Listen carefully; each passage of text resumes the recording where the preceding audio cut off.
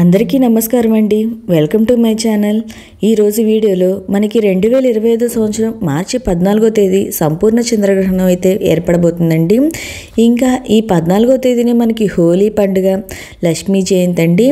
అయితే ఈ చంద్రగ్రహణం పట్టు విడుపు సమయం ఏంటి, ఈరోజు హోలీ పండుగ, లక్ష్మీ జయంతి నిర్వహించుకోవచ్చా, లక్ష్మీ అమ్మవారి పూజ అనేది చేసుకోవచ్చా, ఇంకా ఈ గ్రహణం భారతదేశంలో కనిపిస్తుందా లేదా, గ్రహణ నియమాలు పాటించారా లేదా, ఇంకా గర్భిణీ స్త్రీలు ఈ గ్రహణ సమయంలో తీసుకోవాల్సిన జాగ్రత్తలు ఏంటి అని అన్ని విషయాలు నేను ఈ వీడియోలో అయితే తెలియజేస్తానండి.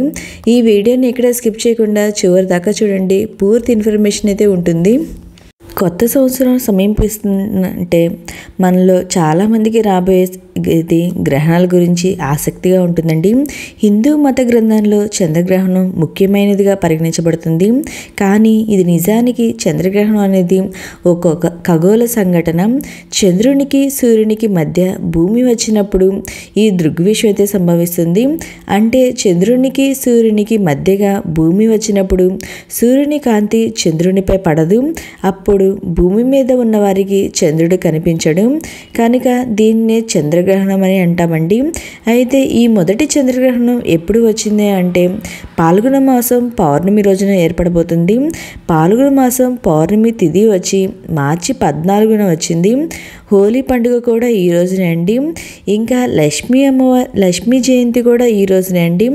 అంటే ఈ గ్రహణం యొక్క పట్టు విడుపు సమయం గురించి అయితే నేను ఇప్పుడే తెలియజేస్తానండి.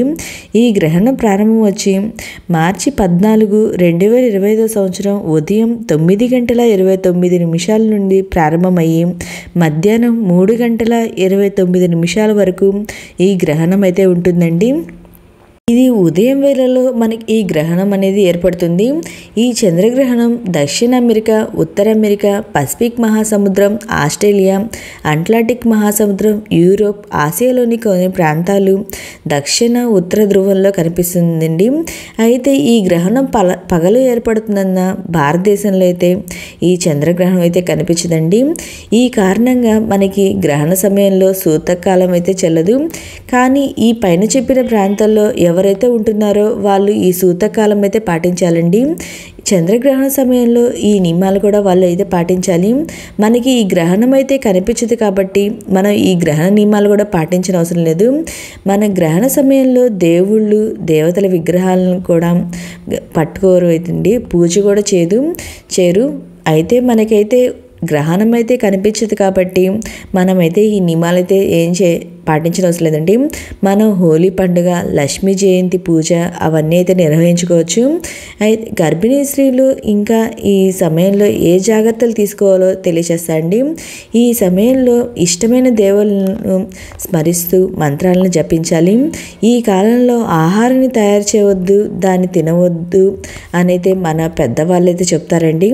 చంద్రగ్రహణ సమయంలో నిద్రపోకూడదు, పదునైన వస్తువులను ఉపయోగించకూడదు, ఇంకా గర్భిణీ స్త్రీలు బయటకి రాకూడదు, ఇంట్లోనే ఉండాలి, చంద్రకిరణాలు మీ మీద పడకుండా చూసుకోవాలి అని అయితే మన పెద్దవాళ్ళు అయితే ఎప్పటి నుండో చెప్తారండి. ఈ గ్రహణ సమయంలో ఈ నియమాలు అయితే పాటించాలండి. ఇంకా దైవనామస్మరణ చేసుకోవాలి. కానీ మన భారతదేశంలో ఈ గ్రహణం అయితే కనిపించదు కాబట్టి గర్భిణీ స్త్రీలు కూడా ఎలాంటి నియమాలు అయితే పాటించిన అవసరం లేదండి. ఇంకా శుభకార్యాలు అయితే నిర్వహించవచ్చా లేదా అని చాలామందికి సందేహాలు అయితే ఉంటాయండి.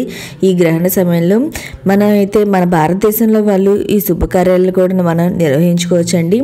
ఓకే అండి, మీకు ఇంకా ఈ గ్రహణానికి సంబంధించి ఏమన్నా సందేహాలు ఉంటే నా కామెంట్ బాక్స్లో కామెంట్ పెట్టండి, ప్రతి ఒక్కరికి రిప్లై అనేది ఇస్తాను. Thank you for watching.